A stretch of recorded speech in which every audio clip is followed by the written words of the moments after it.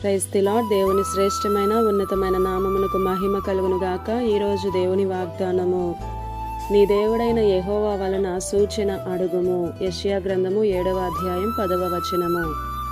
ఈ ఉదయకాల సమయంలో మహోన్నతుడైనటువంటి దేవుడు, ప్రార్థన ఆలకించువాడైనటువంటి దేవుడే మనందరితో మాట్లాడుతున్నాడు.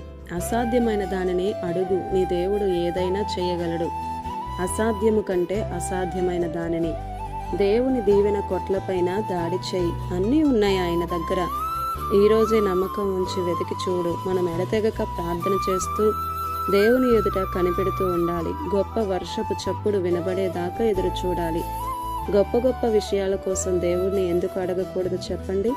విశ్వాసముతో అడిగితే అందుకు తగిన ధైర్యం, ఓపిక కలుగుతుంది. గొప్ప దీవెన కూడా దొరుకుతుంది. మనకు చేతనైన పనులు మనం చేయాలి. మనం గాలిని సృష్టించలేం కదా, ఇష్టమైనట్లు దానిని త్రిప్పలేం. కానీ అది వచ్చినప్పుడు దాని ద్వారా లాభం పొందేలా తెరచాపను ఎత్తగలం కదా.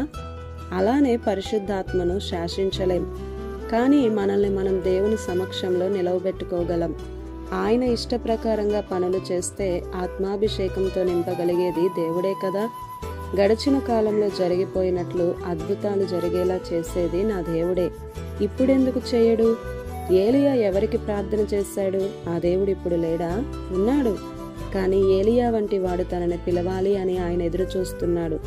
క్రొత్త నిబంధన, పాత నిబంధన కాలంలోని భక్తులు కూడా మన వంటి వారే అంత భక్తిగా, విశ్వాసముతో, నిశ్చయతతో, ప్రేమతో జీవించినప్పుడు మనకి కూడా వారి జీవితాల్లో జరిగినటువంటి గొప్ప కార్యాలే, ఆశ్చర్య కార్యాలను మనము పొందుకోవచ్చు.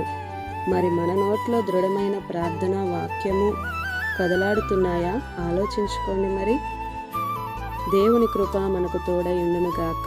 ఆమేన్. ఈ దిన వాగ్దానం మనందరి జీవితాలలో నెరవేరాలని కోరుతూ దేవుని సువార్త పరిచర్యలో మీ సహోదరి Prasanna. God bless you. Amen.